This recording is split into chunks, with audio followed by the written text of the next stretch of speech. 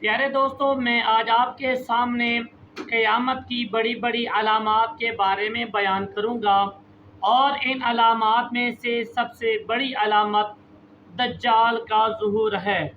حضور علیہ الصلوۃ والسلام نے فرمایا، قیامت سے قبل 30 بڑے بڑے کذاب ظاہر ہوں گے۔ سب سے آخری کذاب کا نام کانا دجال ہوگا، لیکن عیسیٰ علیہ السلام کے نزول تک اس امت میں ایک جماعت حق کے لیے برسر پیکار رہے گی، جو اپنے مخالفین کی پرواہ نہ کرے گی۔ امام مہدی علیہ رضوان کا ظہور۔ اس جماعت کے آخری امیر امام مہدی علیہ رضوان ہوں گے، جو نیک سیرت ہوں گے، حضرت صلی اللہ علیہ وسلم میں سے ہوں گے۔ انہی کے زمانہ میں حضرت عیسیٰ علیہ السلام کا نزول ہوگا۔ مسلمانوں کا ایک لشکر جو اللہ کی پسندیدہ جماعت پر مشتمل ہوگا، ہندوستان پر جہاد کرے گا۔ جب یہ لشکر واپس ہوگا تو شام میں عیسیٰ بن مریم کو پائے گا۔ خروج دجال سے پہلے کے واقعات میں رومی اعماق یا وابق کے مقام تک پہنچ جائیں گے۔ ان سے جہاد کے لیے مدینہ سے مسلمانوں کا لشکر روانہ ہوگا، جو اس زمانے کے بہترین لوگوں میں سے ہوگا۔ جو دونوں لشکر آمنے سامنے ہوں گے، رومی اپنے قیدی واپس مانیں گے، مسلمان انکار کریں گے، اس پر جنگ ہوگی۔ جنگ میں 1/3 مسلمان فرار ہو جائیں گے، جن کی توبہ اللہ کبھی قبول نہیں کرے گا۔ 1/3 شہید ہوں گے، جو افضل الشہداء شمار ہوں گے۔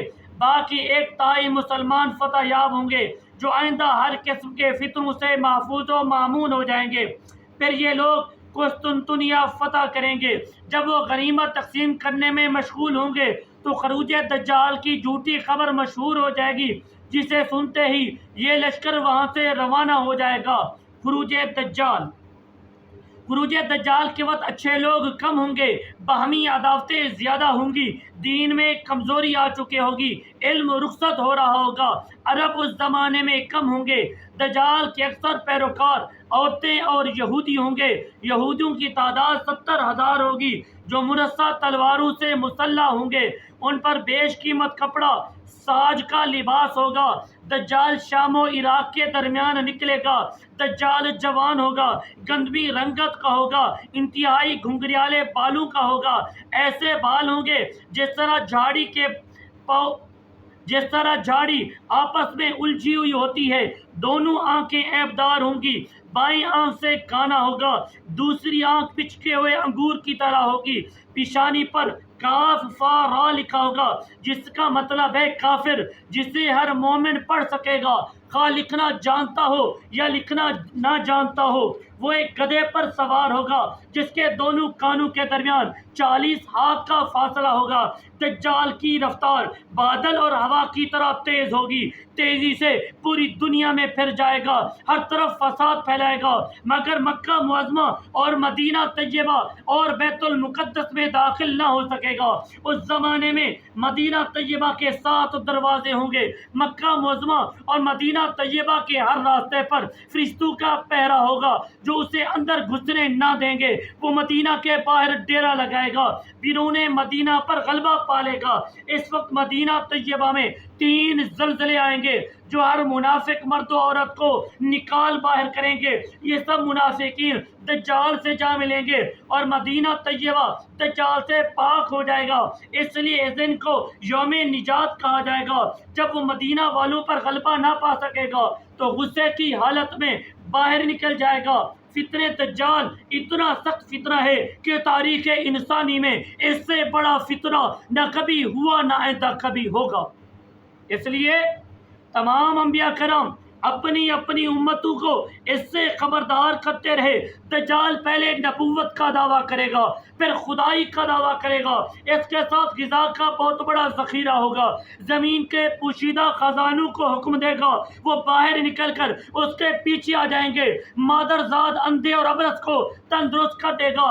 اللہ تعالیٰ اس کے ساتھ شیاطین کو بھیجیں گے، جو لوگوں سے باتیں کریں گے۔ چنانچہ وہ کسی دیہاتی سے کہے گا، اگر میں تیرے ماں باپ کو زندہ کر دوں تو مجھے اپنا رب مان لے گا۔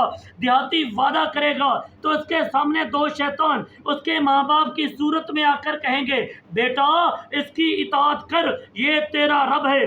جو شخص اس کی تصدیق کرے گا کافر ہو جائے گا، اس کے پچھلے تمام نیک اعمال ضائع ہو جائیں گے، اور جو شخص تکذیب کرے گا اس کے سب گناہ معاف ہو جائیں گے۔ اس کا ایک عظیم فطرہ یہ ہوگا، جو لوگ اس کی بات مان لیں گے ان کی زمینوں میں دجال کے کہنے پر بادلوں سے بارش ہوتی نظر آئے گی، اس کے کہنے پر زمین نباتات اگائے گی، اس کے مویشی خوب فربا موٹے ہو جائیں گے، مویشیوں کے تھن دودھ سے بھر جائیں گے، اور جو لوگ اس کی بات نہ مانیں گے ان پر کاٹ پڑے گا، ان کے سارے مویشی ہلاک ہو جائیں گے۔ غرض اس کی پیروی کرنے والوں کے سوا سب لوگ اس وقت مشقت میں ہوں گے، اور عیسیٰ علیہ السلام کے سوا کوئی آدمی اسے قتل بھی نہیں کر پائے گا۔ اس کے ساتھ ساتھ ایک جنت ہوگی، ایک آگ ہوگی، لیکن اللہ کے نبی کا فرمان ہے وہ جو جنت ہے حقیقت میں آگ ہے، اور جو آگ تمہیں نظر آئے گی حقیقت میں جنت ہے۔ جو شخص اس آگ میں گرے گا اس کا اجر و ثواب یقینی ہے، گناہ معاف ہو جائیں گے اور وہ حقیقت میں جنت میں داخل ہو جائے گا۔ اور جو شخص دجال پر سورت کہف کی ابتدائی 10 آیات پڑھ دے گا وہ اس کے فتنہ سے محفوظ رہے گا، حتیٰ کہ دجال اس آگ میں بھی ڈال دے تو وہ اس پر ٹھنڈی ہو جائے گی، اس پر اثر نہ کرے گی۔ اور حضور علیہ السلام نے ایک واقعہ بیان فرمایا کہ دجال تلوار یا آرے سے ایک مومن مسلمان کے 2 ٹکڑے کر کے الگ الگ ڈال دے گا، پھر اس کو آواز دے گا، وہ اللہ کے حکم سے زندہ ہو جائے گا۔ پھر دجال اس سے پوچھے گا تیرا رب کون ہے؟ میرا رب، وہ جواب میں کہے گا میرا رب اللہ ہے، تو اللہ کا دشمن ہے، مجھے آج پہلے سے زیادہ تیرے دجال ہونے کا یقین ہے۔ دجال کو اس شخص کے علاوہ کسی اور کے مارنے اور زندہ کرنے پر قدرت نہیں ہوگی۔ اس کا فطرہ 40 روز رہے گا، جن میں ایک دن 1 سال کے برابر، ایک دن 1 ماہ کے برابر، ایک دن 1 ہفتہ کے برابر، اور باقی ایام حسب معمول ہوں گے۔ اس زمانے میں مسلمانوں کے 3 شہر ایسے ہوں گے، ان میں سے ایک 2 سمندروں کے سنگم پر ہوگا، دوسرا ہیرا یعنی عراق کے مقام پر ہوگا، تیسرا شام میں ہوگا۔ وہ مشرق کے لوگوں کو شکست دے گا۔ اس شہر میں سب سے پہلے آئے گا جو 2 سمندروں کے سنگم پر ہوگا۔ شہر کے لوگ 3 گروہ میں بٹ جائیں گے، ایک گروہ وہیں رہے گا اور دجال کی پیروی کرے گا، ایک دیہات میں چلا جائے گا، ایک گروہ قریب کے شہر میں منتقل ہو جائے گا، پھر دجال قریب والے شہر میں آئے گا۔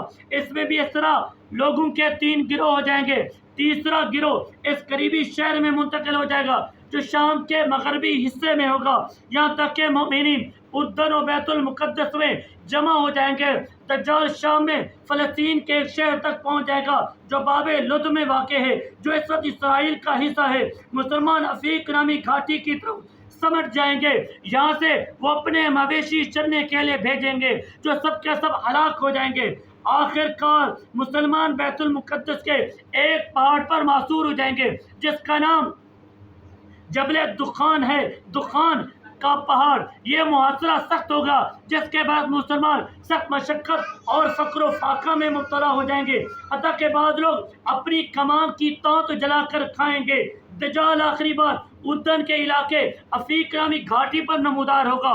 اس وقت جو بھی اللہ اور یوم آخرت پر یقین رکھتا ہوگا وادی اردن میں موجود ہوگا، وہ 1/3 مسلمانوں کو قتل کرے گا، 1/3 کو شکست دے گا، صرف 1/3 مسلمان بچیں گے۔ جب محاصرہ طول کھینچے گا مسلمانوں کا امیر ان سے کہے گا اب کس کا انتظار کر رہے ہو، اس سرکش سے جنگ کرو تاکہ شہادت یا فتح ان میں سے ایک چیز تم کو حاصل ہو جائے۔ چنانچہ سب لوگ پختہ عہد کر لیں گے۔ صبح ہوتے ہی نماز فجر کا وقت اچانک ایک ندا دینے والا آواز دے گا لوگو تمہارا رہبر حضرت عیسیٰ علیہ السلام آ گئے ہیں۔